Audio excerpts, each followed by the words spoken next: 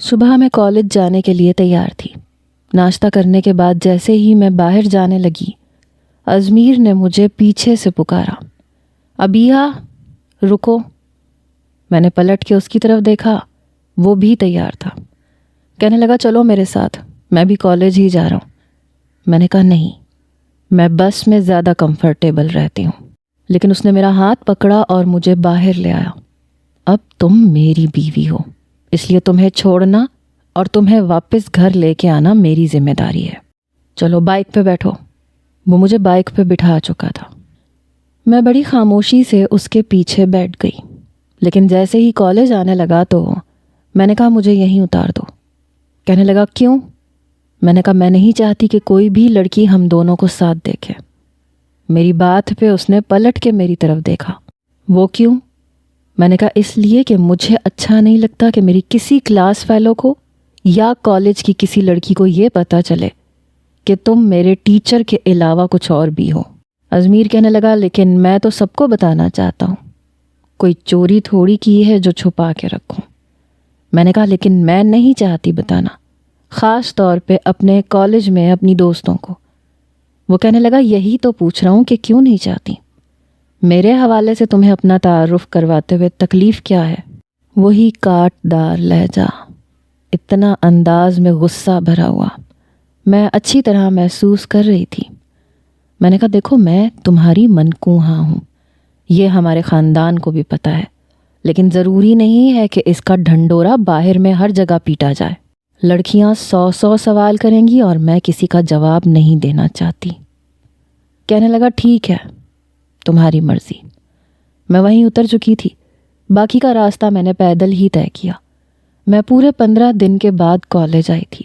سب لڑکیاں مجھ سے پوچھ رہی تھیں کہ یہ تم کہاں غائب تھیں؟ اور تمہیں پتہ ہے جب سے تم نہیں آ رہی تھی سر ازمیر بھی نہیں آ رہے تھے۔ ہائے ہماری تو آنکھیں ترس گئیں سر کو دیکھنے کے لیے۔ مجھے یہ سمجھ نہیں آتی تھی کہ آخر ان لڑکیوں کو ازمیر میں خوبی کیا نظر آتی ہے؟ بس اس کی ظاہری شخصیت جس میں مجھے تو کوئی بھی دلچسپی نہیں تھی۔ شاید یہی وجہ تھی، انسان کو صرف آنکھوں کو بھانے والی چیزیں اچھی لگتی ہیں، لیکن مجھے نہیں لگتی تھی۔ میں نے کہا مجھے یہ بتاؤ کہ باقی ٹیچرز کے کون کون سے لیکچر ہوئے ہیں؟ میں نے موضوع بدل دیا۔ زیادہ دوستی میری نیلوفر سے تھی، میں اسی سے پوچھنے لگی۔ بہرحال جب ازمیر کلاس میں آیا تو سب لڑکیاں شکوہ کرنے لگی، سر آپ نے اتنے دن کی چھٹی کیوں کی؟ وہ مسکرانے لگا، کہنے لگا ایکچولی میرا نکاح تھا۔ یہ سن کے آدھے سے زیادہ لڑکیوں کے تو جیسے دل ٹوٹے۔ او ہو، یکجان ہو کے سب لڑکیوں نے بولا، کیا ہوا آپ لوگوں کو خوشی نہیں ہوئی؟ ایک منہ پھٹ لڑکی نے تو کہہ بھی دیا، نہیں سر ہمیں بالکل خوشی نہیں ہوئی۔ کچھ لڑکیاں کہنے لگیں، سر آپ کی منکوہا کی تصویر تو دکھائیں۔ یہ سن کے میرا دل زور سے دھڑکا، کیونکہ اس کے موبائل میں ہمارے نکاح کی تصویر تو لازمی ہوگی۔ کہنے لگا نہیں میری بیوی بہت خاص ہے اور اس لیے میں نہیں سمجھتا کہ اس کی تصویر سب کو دکھاؤں۔ بہرحال باتیں بہت ہو گئیں، اب پڑھائی کی طرف آتے ہیں۔ اس نے وائٹ بورڈ پہ ایک سوال سمجھایا، حالانکہ بہت اچھے طریقے سے سمجھایا تھا، ہر چیز کلیئر کی تھی، لیکن اس کی عادت تھی کہ پوچھتا ضرور تھا کہ کسی کو کوئی کنفیوژن ہے تو پوچھ لیں۔ میں نے کہا سر یہ مجھے سرے سے سمجھ میں ہی نہیں آیا، کائنڈلی آپ دوبارہ سے سمجھا دیں گے؟ کہنے لگا اوکے۔ اس نے دوبارہ سے سمجھایا۔ میں نے پھر سوال کیا کہ مجھے یہ سمجھ ہی نہیں آ رہا۔ ایک سوال کو میں نے 10 بار یہ کہہ کے سمجھا کہ مجھے سمجھ ہی نہیں آ رہا۔ جیسے جیسے وہ ایک ہی سوال کو بار بار سمجھاتا جا رہا تھا، ویسے ویسے اس کا غصہ بڑھتا جا رہا تھا۔ ساری لڑکیاں میری طرف دیکھ رہی تھیں کہ ہمیں تو یہ سوال حفظ ہو گیا، تمہیں اور کتنی بار سمجھنا ہے؟ ایک ہی سوال پہ میں نے پوری کلاس ختم کر دی۔ جانے سے پہلے ازمیر کہنے لگا کل آتے ہی اس کا ٹیسٹ لوں گا۔ مجھے وہ سوال ویسے بھی ازبر یاد ہو چکا تھا۔ واپسی پہ بس اسٹاپ پہ ہی وہ مجھے لینے آیا۔ میں چپ چاپ اس کے ساتھ بائک پہ بیٹھ گئی۔ اس بار بڑی خاموشی سے وہ مجھے گھر لے کے آیا۔ گھر آتے ہی میں اپنے کمرے میں آئی۔ انہی دنوں خاندان میں ایک شادی آ گئی اور یہ بھی پتہ چلا کہ چھوٹی تائی اماں نے ذکی بھائی کا رشتہ طے کر دیا ہے۔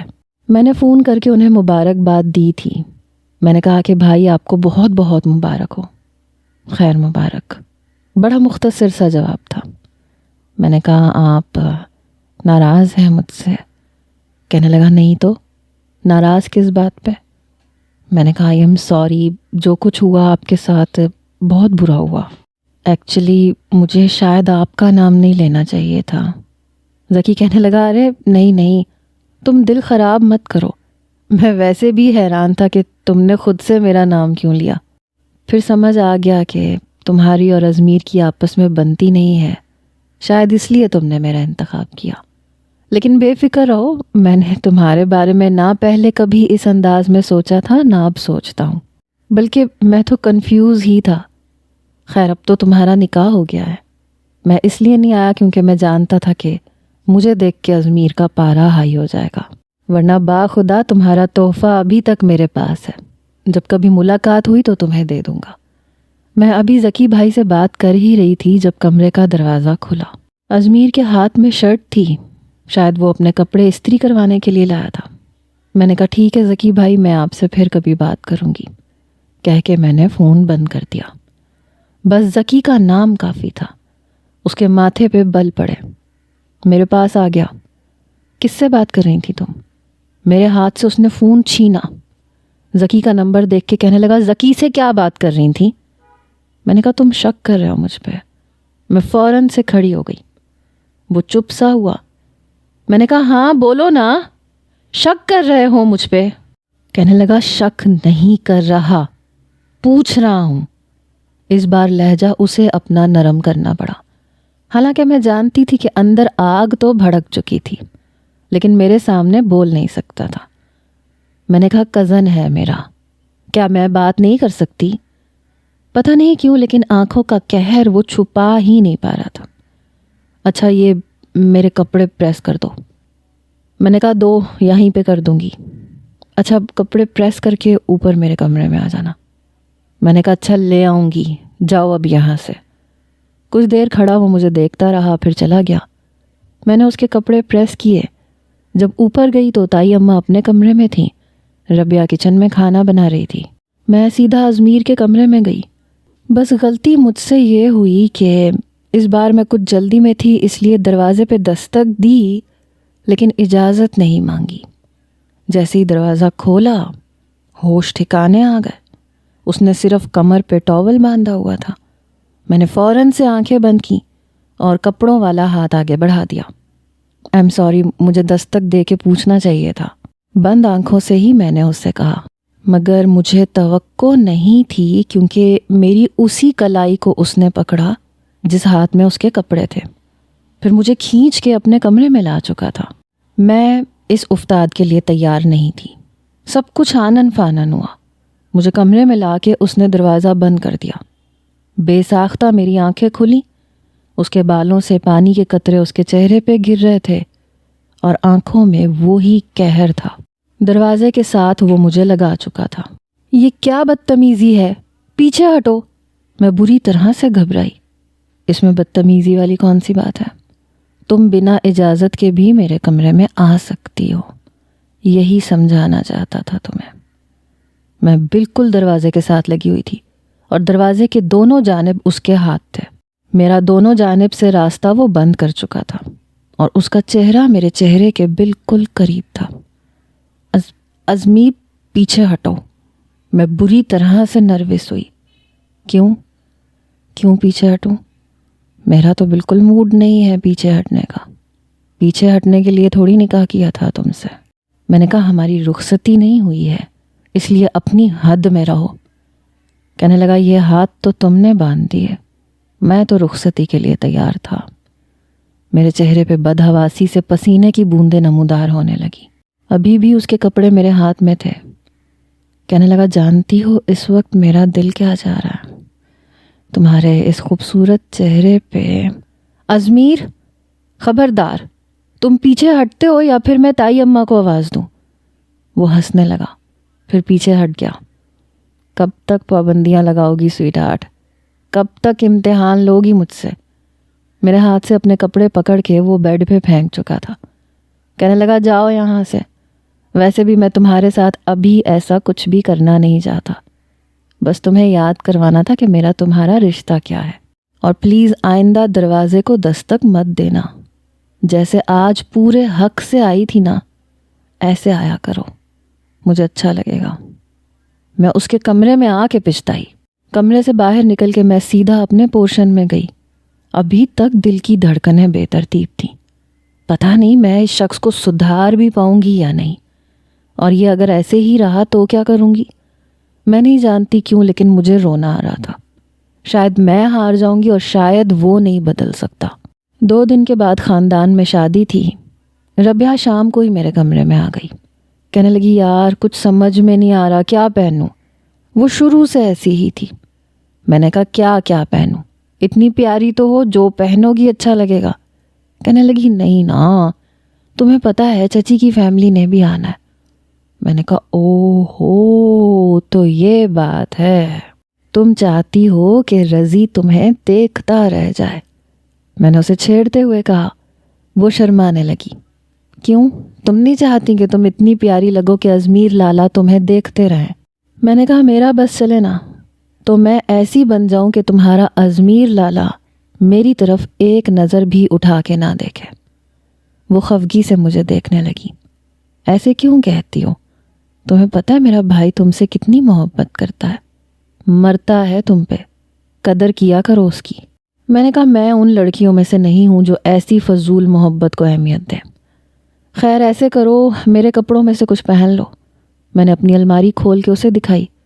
کہنے لگی تم ہی بتا دو نا یار کیا پہنوں، مجھے تو یہ تک نہیں پتا کہ رضی کو کلر کون سا پسند ہے۔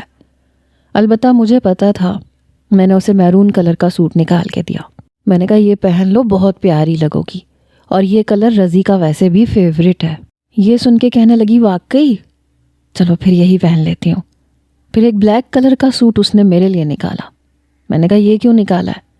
کہنے لگی ازمیر بھائی کا فیوریٹ کلر یہ ہے، تو پلیز یہی پہننا۔ یہ کہہ کے وہ میرے کمرے سے جا چکی تھی۔ میں نے وہ بلیک سوٹ دوبارہ الماری میں رکھ دیا اور کسی اور رنگ کا سوٹ نکال کے پہن لیا۔ بہت لائٹ سا میک اپ کیا، بالوں کا بھی جوڑا بنایا۔ حالانکہ اکثر شادیوں پہ میں بال کھول کے ہی جاتی تھی۔ بہت بے دلی سے میں تیار ہوئی، یہاں تک کہ دادی نے بھی کہا کہ یہ کیا بن کے آ گئی ہو تم، لگ رہا ہے کہ کسی عام سی دعوت پہ جا رہی ہو۔ ارے بھائی شادی کا فنکشن ہے، نیا نیا نکاح ہوا ہے تمہارا، سب سے تعارف کروانا ہے تمہارا، اور تم ہو کہ سادہ سی لگ رہی ہو۔ سونے کے کنگن کہاں ہیں تمہارے جو تمہاری تائی اماں نے نکاح پہ دیے تھے؟ میں نے کہا دادی اماں آپ کو پتہ ہے کراچی کے حالات کیسے رہتے ہیں، اگر کسی چور اچکے نے گن دکھا کے ہماری گاڑی روک لی اور کہا کہ چلو جی جو کچھ ہے اتار کے دے دو تو کیا کریں گے؟ تائی اماں کے سونے کے 5 تولے کے کنگن اس چور کی جیب میں چلے جائیں گے۔ میرا کیا ہے، میرے کون سے پیسے لگتے ہیں، میں پہن لیتی ہوں۔ میں نے کندھے اچکائے، لیکن دادی اماں ضرور سوچ میں پڑ گئیں۔ آئے ہے رہنے دو، مت پہنو، خامخواہی لاکھوں کا نقصان ہو جائے گا۔ ویسے بھی وہ میری ساس نے مجھے پہنائے تھے، تب تو سونا بھی خالص تھا، میں نے تمہاری تائی کو پہنائے۔ اب ظاہر سی بات ہے تم اکلوتی بہو ہو تو تمہارے حصے میں آ گئے۔ میں نے کہا پھر تو ان کا کوئی مول ہی نہیں ہے، کنگنوں کی بڑی حفاظت کرنی چاہیے، آخرکار وہ نسل در نسل جو چلتے رہتے ہیں۔ تبھی ربیہ نیچے اتر کے آئی، مجھے دیکھ کے کہنے لگی یہ تم تیار ہوئی ہو، بلیک سوٹ کیوں نہیں پہنا؟ میں نے کہا وہ استری کرتے ہوئے جل گیا تھا۔ کہنے لگی چلو کوئی بات نہیں، لیکن میک اپ تو ڈھنگ سے کر لیتی۔ میں نے کہا تمہیں پتہ ہے نا مجھے زیادہ میک اپ پسند نہیں ہے۔ کچھ دیر بعد تائی اماں اور ازمیر بھی نیچے اتر آئے۔ پینٹ کوٹ میں کافی ہینڈسم لگ رہا تھا، لیکن میں نے ایک نظر ڈال کے ہٹا لی۔ شادی پہ دادی نے ایک ایک سے میرا تعارف کروایا۔ چھوٹی تائی اماں کافی لیٹ پہنچی تھیں۔ جیسی میں نے انہیں دیکھا فوراً سے اٹھ کے ان سے سلام کیا۔ خلاف توقع ذکی بھائی بھی آئے تھے۔ رضی سے تو ویسے بھی میرا مذاق تھا۔ میں نے کہا آج تو خاص طور پہ تمہارے لیے تیاریاں کی ہیں لوگوں نے۔ میں نے ربیہ کی طرف دیکھ کے اشارہ کیا، لیکن میں نے محسوس کیا جیسے رضی نے ان نظروں سے ربیہ کو نہیں دیکھا تھا۔ کہنے لگا تو میں کیا کروں؟ میں نے کہا اتنی بیزاری کیوں ہے؟ کہنے لگا ازمیر کو دیکھ کے تم خوش ہو؟ میرا ماتھا ٹھنکا۔ میں نے کہا رضی کیا تمہاری پسند شامل نہیں ہے؟ کہنے لگا کیا تمہاری پسند شامل ہے ابیہ؟ تم نہ چاہتے ہوئے بھی ازمیر کی منکوہا بن گئی ہو، اور میں نہ چاہتے ہوئے اسی کی بہن کا منگیتر۔ یہاں پہ ہماری نہیں چلتی، ہمیں تو ان لوگوں نے کٹ پتلی سمجھ رکھا ہے۔ مجھے خاندان میں شادی کرنی ہی نہیں تھی۔ میں نے کہا تو تم پھر انکار کر دیتے؟ تم لڑکی تھوڑی تھے جو مجبور ہوتے۔ کہنے لگا مجبوری لڑکیوں کو دیکھ کے نہیں آتی، اور بہرحال شادی تو کسی نہ کسی سے کرنی تھی۔ گھر والوں نے بہت فورس کیا تو میں نے کہا ٹھیک ہے کر دیں، لیکن میں جانتا ہوں کہ میں ربیہ کو ویسی محبت نہیں دے سکتا جیسی وہ مجھ سے توقع رکھے ہوئے ہے۔ اماں کو تو ویسے بھی تائی اماں سے بدلے لینے تھے، اس لیے فوراً سے مان گئی۔ اب اماں جانے اور ربیہ جانے میری بلا سے۔ یہ کہہ کے وہ آگے بڑھ گیا۔ حالانکہ ربیہ بہت اچھی لڑکی تھی، اگر رضی کا دل نہیں تھا تو اسے انکار کر دینا چاہیے تھا۔ ابھی وہ شادی ہو کے گئی نہیں تھی، اور چھوٹی تائی اماں اپنی نہ جانے کن کن باتوں کا بدلہ لینے کے پلان بنا رہی تھی، اور وہ بھی اس لڑکی سے جس نے کبھی انہیں کچھ نہیں کہا، کبھی ان کے ساتھ بدتمیزی نہیں کی۔ یعنی کہ اب دادی کا بویا ہوا بیج ربیہ کو کاٹنا پڑے گا۔ پتہ نہیں جو کچھ ہو رہا تھا ٹھیک نہیں ہو رہا تھا، یہ شاید مکافات عمل تھا۔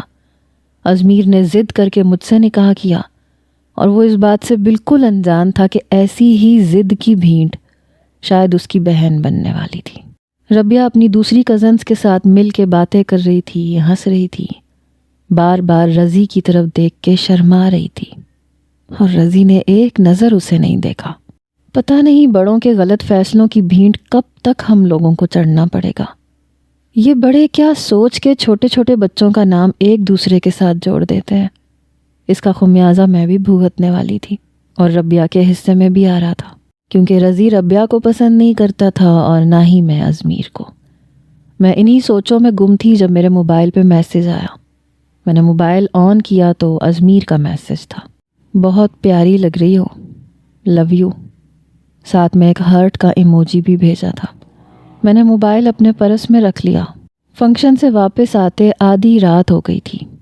میں اپنے کمرے میں آئی، کپڑے چینج کیے اور بیڈ پہ لیٹ گئی۔ اگلے روز جب میں کالج گئی تو ہماری کلاس کی ایک لڑکی رانیہ کی آنکھیں بہت سوجی ہوئی تھیں۔ لگ رہا تھا جیسے بہت روئی ہے۔ سب لڑکیاں اس سے پوچھ رہی تھیں، لیکن وہ نفی میں سر ہلا رہی تھی۔ بہرحال میری اس سے کوئی خاص دوستی نہیں تھی، لیکن اس کی آنکھوں کا حشر دیکھ کے لگ رہا تھا کہ اس کے ساتھ کچھ بہت برا ہوا ہے۔ وہ یہی کہہ رہی تھی کہ میرے سر میں درد ہے، مجھے کسی سے بات نہیں کرنی۔ بہرحال ہماری ٹیچر آ چکی تھیں، پڑھائی شروع ہو گئی، لیکن ابھی کلاس ختم بھی نہیں ہوئی تھی جب رانیہ کی طبیعت گھبرانے لگی۔ لگ رہا تھا کہ اسے الٹی ہو جائے گی۔ ٹیچر سے اجازت لیے بغیر وہ باہر کی طرف بھاگی۔ پتہ نہیں اسے کیا ہوا تھا، ٹیچر بھی پریشان ہو گئی۔ 15 منٹ بعد جب وہ واپس آئی تو بے حال تھی۔ ٹیچر نے کہا آپ چاہیں تو چھٹی لے کے جا سکتی ہیں۔ کہنے لگی نہیں، مجھے چھٹی نہیں چاہیے۔ پتہ نہیں کیوں اس کی حالت دیکھ کے مجھے اس پہ ترس آ رہا تھا۔ کلاس کی لڑکیوں نے اسے پانی پینے کے لیے کہا تو کہنے لگی نہیں، پانی نہیں پینا، اس سے بھی الٹی ہو جائے گی۔ لگ رہا تھا بول نہیں رہی، رو رہی ہے۔ اسی طرح ایک ہی دن میں 3 کلاسز میں رانیہ کی طبیعت خراب ہوئی، لیکن اس کی یہ ضد تھی کہ وہ گھر نہیں جائے گی۔ جب ازمیر کی کلاس شروع ہوئی تو کلاس ختم ہونے کے بعد ویسے بھی چھٹی ہو چکی تھی۔ مجھے لائبریری سے کچھ بکس ایشو کروانی تھی، اس لیے میں لائبریری میں چلی گئی۔ وہاں سے بھی تقریباً سبھی لڑکیاں باہر نکل چکی تھیں، یہاں تک کہ لائبریرین بھی جانے والی تھی۔ میں نے کہا مس پلیز آپ 10 منٹ رکیں، مجھے 2 کتابیں ایشو کروانی ہیں۔ کہنے لگی جلدی کرو، مجھے بہت دیر ہو رہی ہے۔ پوری لائبریری خالی تھی۔ میں اپنی مطلوبہ کتاب تلاش کرتے کرتے بالکل آخری دیوار پہ پہنچ گئی۔ وہاں پہ ایک کھڑکی لگی ہوئی تھی۔ کھڑکی کی دوسری جانب ایک کلاس تھی اور وہاں سے مجھے کسی کی سسکیوں کی آواز سنائی دی۔ میں نے کھڑکی کا پٹ ذرا سا کھولا تو یہ دیکھ کے حیران رہ گئی کہ رانیہ رو رہی تھی اور سامنے ازمیر کھڑا تھا۔ آپ مجھے یوں دھوکہ نہیں دے سکتے سر، میں پریگننٹ ہو چکی ہوں اور آپ نے کسی اور سے نکاح کر لیا۔ آپ کیسے کسی اور سے نکاح کر سکتے ہیں؟ یہ کیا بکواس کر رہی ہو تم؟ ازمیر غصے سے چلایا، آپ مجھ سے یوں جان نہیں چھڑوا سکتے، میں آپ کو کبھی بھی کسی اور کی زندگی برباد نہیں کرنے دوں گی۔ یہ کہتے ہوئے وہ ازمیر کا گریبان پکڑ چکی تھی۔ تم میری زندگی برباد کر کے اپنا گھر نہیں بسا سکتے، میرے بچے کا کیا ہوگا؟ میرا تو دل دھڑکنا بھول گیا۔ کتابیں میرے ہاتھ سے چھٹی اور کتابوں کی آواز پہ بے ساختہ ازمیر اور رانیہ کی نظر مجھ پہ پڑی۔ مجھے دیکھ کے ازمیر کا تو گویا رنگ اڑا۔ ابیہا، اس نے مجھے پکارا۔ رانیہ کے دونوں ہاتھ پکڑ کے اس نے اپنے گریبان سے پیچھے کیے، لیکن میں وہاں سے بھاگ گئی۔ میں لائبریری سے نکل کر سیدھا کالج سے باہر نکل آئی۔ اپنے گھر پہنچی، میرا سر بری طرح سے چکرا رہا تھا۔ میں اپنے کمرے میں جا کے دروازہ بند کر چکی تھی۔ بیڈ پہ بیٹھ کے اپنا سر پکڑ کے رونے لگی۔ تو یہ تھا اس کا اصل روپ۔ کیسا گھٹیا انسان تھا وہ، ایک لڑکی کی زندگی برباد کر چکا تھا۔ کچھ دیر کے بعد دروازے پہ دستک ہوئی۔ ازمیر کی آواز سن کے میرے اندر تو گویا آگ لگی۔ ابیہا، دروازہ کھولو، مجھے تم سے بات کرنی ہے۔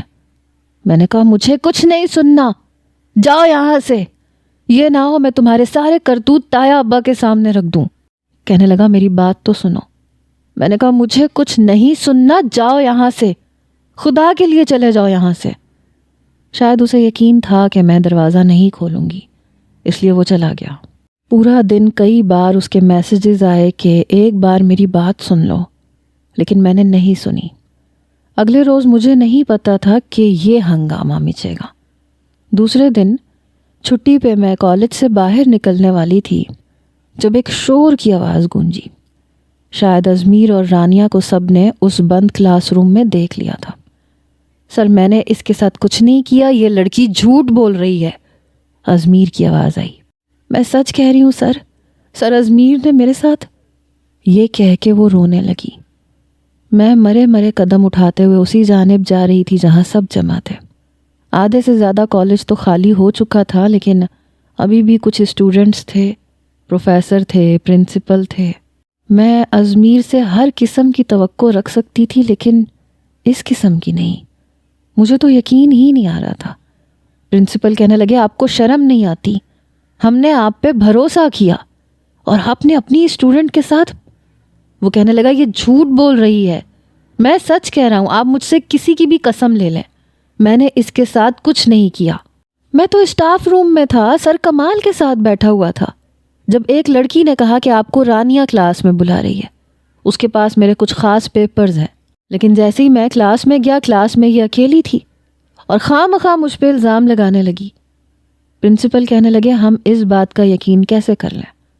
رانیہ روئے جا رہی تھی، ازمیر کا رنگ اڑا ہوا تھا۔ میں بس کونے میں کھڑی ہوئی اسے دیکھ رہی تھی۔ مجھے لگ رہا تھا جیسے آنکھوں کے سامنے اندھیرا سا چھانے لگا ہے، سر بری طرح سے چکرانے لگا ہے۔ یہ کون سا روپ تھا ازمیر کا جو میں دیکھ رہی تھی؟ وہ بار بار یہی کہہ رہا تھا کہ یہ لڑکی جھوٹی ہے۔ آپ کیسے کہہ سکتے ہیں کہ یہ جو کہہ رہی ہے وہ سچ ہے؟ کسی نے مجھے اس کے ساتھ کچھ بھی غلط کرتے دیکھا ہے تو بتائیں۔ میں تو لڑکیوں سے بات بھی فاصلہ رکھ کے کرتا ہوں۔ ایک دو میری کلاس کی لڑکیاں تھیں جو شاید ازمیر کی شخصیت سے حد درجہ متاثر تھیں۔ دونوں کہنے لگیں کہ نہیں، ہم نے سر کو رانیہ سے بات کرتے تک نہیں دیکھا۔ البتہ رانیہ ضرور سر کے پیچھے پیچھے ہونے کی کوشش کرتی تھی اور کئی بار سر نے اسے ڈانٹا بھی تھا۔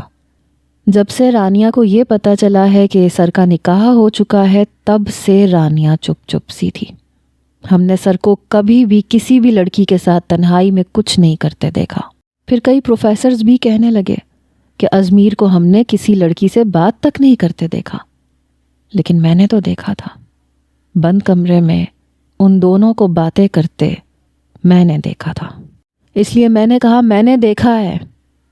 میرے بلند لہجے پہ سب کی نظریں مجھ پہ اٹھیں۔ ازمیر مجھے حیرت سے دیکھ رہا تھا۔ میں نے کہا میں نے دیکھا ہے، میں نے سر ازمیر اور رانیہ کو بند کمرے میں دیکھا ہے، اور انہوں نے ہی رانیہ کی زندگی برباد کی ہے۔ میرے یہ الفاظ سن کے ازمیر مجھے حیرت سے دیکھ رہا تھا۔ کہنے لگا یہ تم کیا کہہ رہی ہو؟ دیکھو چھوٹی موٹی لڑائیاں اپنی جگہ، لیکن ان لڑائیوں کی آڑ میں تم مجھ پہ بہت گھٹیا الزام لگا رہی ہو۔ میں نے کسی کے ساتھ ایسا کچھ نہیں کیا۔ میں نے کہا جو کچھ میں نے دیکھا تھا میں نے بتا دیا۔ رانیہ روئے جا رہی تھی۔ پرنسپل نے ایک زوردار تھپڑ ازمیر کے منہ پہ مارا۔ آپ کو شرم نہیں آئی ہماری کلاس کی بچی کے ساتھ یہ سب کچھ کرتے ہوئے؟ پرنسپل نے پولیس کو فون کر دیا۔ ازمیر چپ چاپ صرف مجھے دیکھے جا رہا تھا۔ اس کے بعد وہ کچھ نہیں بولا۔ پولیس آ کے اسے پکڑ کے لے گئی۔ میں گھر گئی تو یہ خبر گھر تک پہنچ چکی تھی۔ دادی اماں روئے جا رہی تھیں، تایا ابا پولیس اسٹیشن میں تھے، میرے والد بھی۔ میری والدہ کہنے لگی مجھے تو یقین نہیں آ رہا کہ ازمیر ایسا سب کچھ بھی کر سکتا ہے۔ شاید کسی اسٹوڈنٹ نے ویڈیو بنا کے سوشل میڈیا پہ ڈال دی تھی۔ تائی اماں کہنے لگی میرا بیٹا کبھی ایسا نہیں کر سکتا، وہ کسی بھی لڑکی کی زندگی برباد نہیں کر سکتا۔ مجھے یاد آنے لگا اگر میں تائی اماں کی دھمکی نہ دیتی تو وہ میرے ساتھ بھی اس دن کچھ بڑا کرنے کا ارادہ رکھتا تھا۔ وہ ہے ہی ایسا، وہ کسی بھی لڑکی کے ساتھ کچھ بھی کر سکتا ہے۔ میری والدہ کہنے لگی یہ تو بڑا گندا الزام لگا دیا اس لڑکی نے۔ پھر مجھ سے کہنے لگی سنا ہے تمہاری کالج میں پڑھاتا تھا؟ میں نے کہا جی ہاں، میری ہی کلاس میں پڑھاتا تھا۔ میری والدہ نے حیرت سے مجھے دیکھا۔ تم نے کبھی بتایا ہی نہیں؟ میں نے کہا میں نے ضروری نہیں سمجھا۔ میری والدہ کہنے لگی پتہ نہیں کیوں مجھے تو یہ لگ رہا ہے کہ وہ لڑکی جھوٹ بول رہی ہے۔ ازمیر جیسا بھی صحیح لیکن ایسا نہیں ہے۔ میں نے کہا امی آپ کو کیا پتا ہے کہ کون کیسا ہے اور کیسا نہیں ہے؟ بہرحال میں کسی بھی کریکٹر لیس لڑکے کے ساتھ زندگی نہیں گزارنا چاہتی، اس لیے میں یہ رشتہ ختم کرنا چاہتی ہوں۔ ابھی میں یہ بات کر ہی رہی تھی جب تایا ابا اور ابا گھر کے اندر داخل ہوئے۔ تایا ابا بہت غصے میں تھے، میرے سامنے آ کے کھڑے ہو گئے۔ تو کیا تم نے ازمیر کے خلاف بیان دیا ہے؟ بڑے غصے سے مجھ سے پوچھ رہے تھے۔ میں نے کہا جی ہاں، میں نے وہی کہا ہے جو میں نے دیکھا تھا۔ یہ سن کے میری دادی حیرت سے مجھے دیکھنے لگی اور میری والدہ بھی۔ میری والدہ کہنے لگی نہیں نہیں نہیں بھائی صاحب یہ جھوٹ بول رہی ہے، یہ کیوں لگائے گی الزام؟ تایا ابا کہنے لگے اسی نے الزام لگایا ہے، آج میرا بیٹا اسی کی وجہ سے جیل میں ہے، نہ جانے کون سا بدلہ لیا ہے اس لڑکی نے میرے بیٹے سے۔ بہرحال وکیل میں کروا چکا ہوں، ازمیر نے ایسا کچھ بھی نہیں کیا، یہ ثابت بھی ہو جائے گا۔ لیکن مجھے بہت افسوس ہے ابیہا پہ، مجھے ہرگز بھی توقع نہیں تھی کہ ازمیر کے خلاف ایسی گواہی یہ دے گی۔ ستیہ ناز جائے تمہارا ابیہا، یہ کیا کیا ہے تم نے؟ میں نے کہا جو میں نے دیکھا تھا میں نے وہی کہا ہے، میں نے خود ازمیر کو اس لڑکی کے ساتھ ایک کلاس روم میں دیکھا تھا۔ تایا ابا پھنکارتے ہوئے بولے اپنا منہ بند رکھو، خبردار جو میرے بیٹے پہ ایسا الزام لگایا اسے بے قصور تو میں ثابت کر دوں گا، یہ میرے لیے بڑی بات نہیں ہے۔ میرے والد مجھے ڈانٹنے لگے تم اپنے کمرے میں جاؤ ابیہا۔ میں اپنے کمرے میں چلی گئی۔ مجھے نہیں پتا تھا کہ اگلے ہی روز ازمیر کی رہائی بھی ہو جائے گی اور پھر وہ مجھے